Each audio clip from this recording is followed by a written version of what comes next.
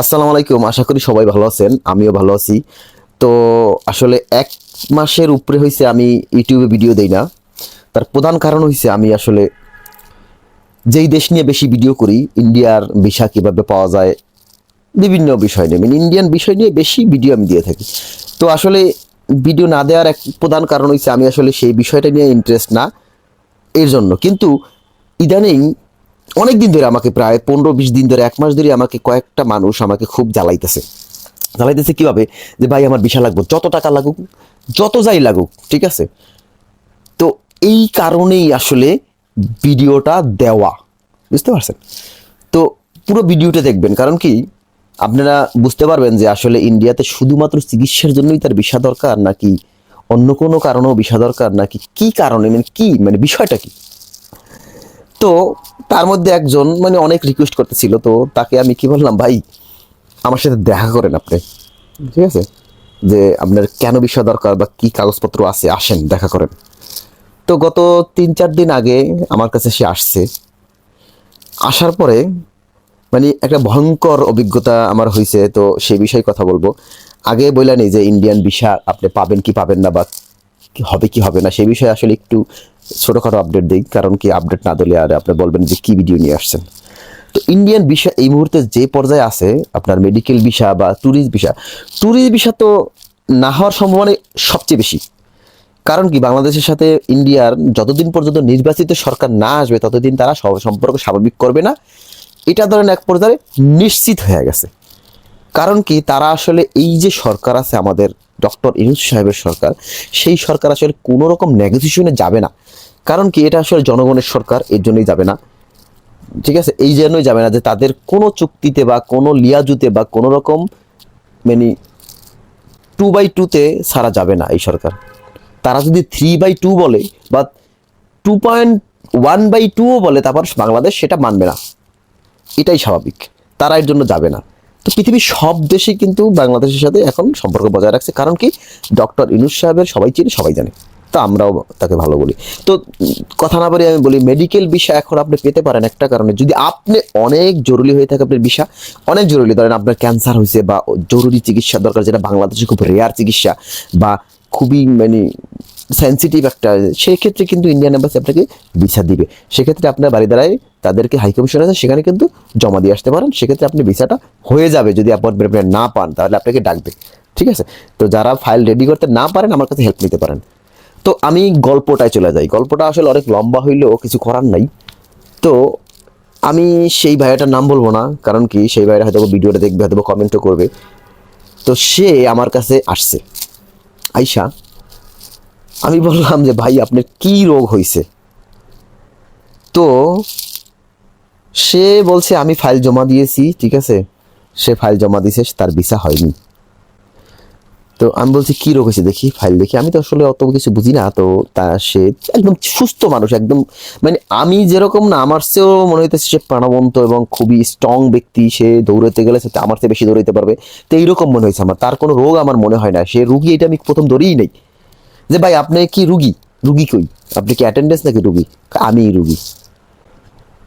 আমি আসলে মানে কি বলবো, সে এত একটা হ্যান্ডসাম একটা ছেলে, এত স্ট্রং একটা ছেলে, সে রুগী কিভাবে হয়? আমি ভাবছিলাম যে অনেকের মানে ক্যান্সারের প্রথম পর্যায়ে বা বা অনেকে আছে না যে মানে অনেক অনেক অনেক ভিতরে তার টিউমারটা সে খারাপ পর্যায়ে, অথবা অনেক দেখবেন অনেক অনেক জটিল রুগী কিন্তু আমরা জানি না, ঠিক আছে। সেই রোগে কিন্তু হঠাৎ ডাক্তাররা বলে যে এটা অনেক, তুমি হয়তো বা যে কদিন বেঁচে থাকবা সে কদিন আসলে খুব স্ট্রংলি বেঁচে থাকবে, হঠাৎ করে তোমার আসলে কোনো কিছু হয়ে যেতে পারে, এটাও হতে পারে, ঠিক আছে। আমি এটা মনে করছিলাম, বাট ঠিক আছে, আমার অবাক করে দেয় কি জানেন, তার দাঁতে প্রবলেম। তো দাঁতে প্রবলেম, তার ডকুমেন্টসগুলো দেখতে চাইলাম। তার ডকুমেন্টস কি জানেন?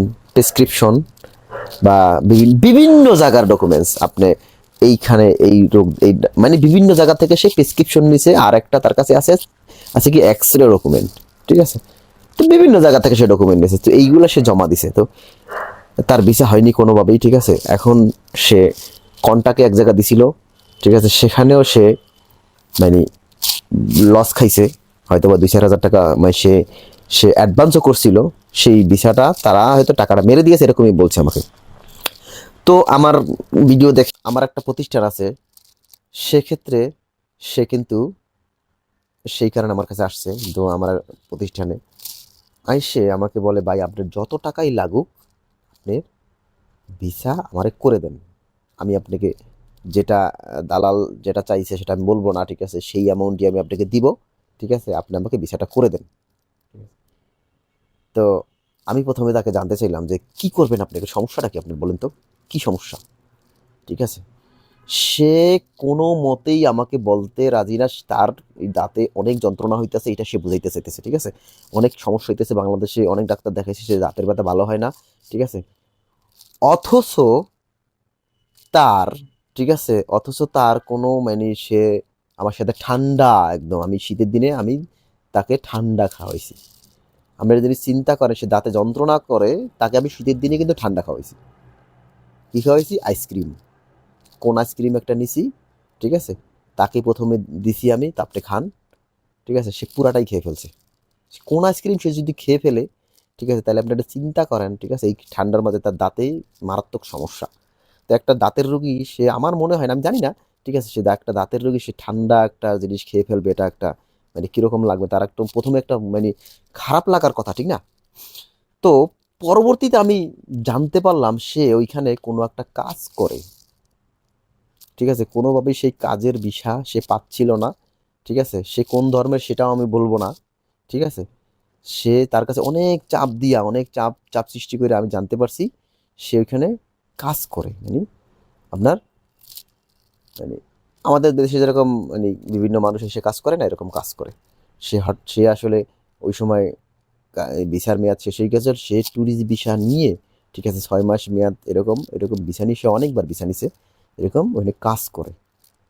তো আপনি যদি চিন্তা করেন, ঠিক আছে, আপনি কাজ করেন, সে তারপরে বললো, ভাই ওইখানে আমি কত উনি মানে বেতন পাই, মানে বাংলাদেশি টাকায় প্রায় 25 থেকে 30 হাজার টাকা বেতন পায়।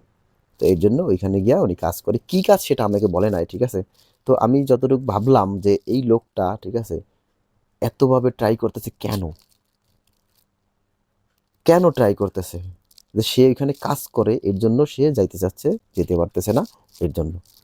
তো এরকম বিভিন্ন মানুষ কিন্তু আছে যে বিভিন্ন মিথ্যার আশ্রয় নিয়ে, ঠিক আছে, ভিসা এখন নিতে চাচ্ছে, সে মেডিকেল ভিসা, মেডিকেল ভিসায় গিয়ে সে মেডিকেল ডাক্তার না দেখে সে কাজ করবে, ঠিক আছে। তো আপনি যদি চিন্তা করেন যে মানুষ এখন কত মানে কত প্রকারের মানুষ আছে যারা ধরেন 5 তারিখে ওখান থেকে এখানে চলে আসছে, ঠিক আছে, কিন্তু এখন আর কোনোভাবেই যেতে পারতেছে না, বুঝতে পারছেন?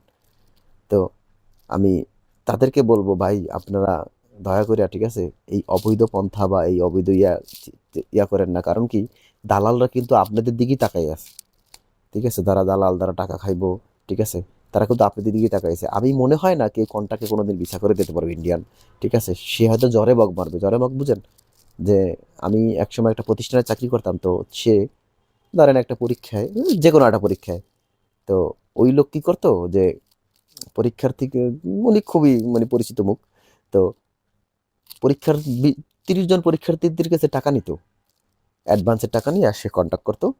তো তার মধ্যে ধরেন 5-7 জন চান্স পাই যেত, তাদের সাথে একটা বিশাল অ্যামাউন্টের চুক্তি হইতো, সে কিছুই করতো না, ঠিক আছে, সে বলতো আমি করছি। তো 30 জন যদি ওই টাকা যে জমা দিয়েছে, টাকা টাকা দিয়ে দিত, আর ওই 5 জনের কাছ থেকে কিন্তু মূল টাকাটা নিয়ে নিত। তো সে কিন্তু কিচ্ছু করতো না, আমি জানতাম এরকম জ্বরে বগ মারছে, তার কেরামতি বাড়ছে, ঠিক আছে। অনেকটি আছে যে সে জ্বরে বগ মারবে কিন্তু কেরামতি বাড়বে, কিন্তু আসলে আপনার বিষয় আপনারই করতে হবে, ঠিক আছে। এই জন্য আমি বলবো দালালদের কোনোভাবেই আপনি টাকা দিয়েন না, কারণ দালাল আপনার বিশ্বাস করতে পারবে না। কারণ ইন্ডিয়ান এম্বাসি বা বাংলাদেশের যে কোনো এম্বাসিতে আপনি কিন্তু কোনো দালাল কাজ করে না, ঠিক আছে, সবাই জ্বরে বগ মারে। হয়তো এক্সপার্ট, অনেক এক্সপার্ট থাকে, ঠিক আছে, যে যে বিভিন্ন কনসালটেন্সি ফার্ম থাকে তাদের কাছে দিতে পারেন, কারণ তারা কিন্তু এক্সপার্টনেস দেখায়, তারা ভিসাটা নিয়ে আসে বিভিন্ন ডকুমেন্টস সাজাইয়া। কিন্তু দালাল বলল যে আমি ভিসা করে দেবো 100%, ঠিক আছে, এই পন্থায় আপনারা যায়েন না দয়া করে। তো আজকের ভিডিও বেশি লম্বা করবো না, আল্লাহ হাফেজ, ভালো থাকবেন।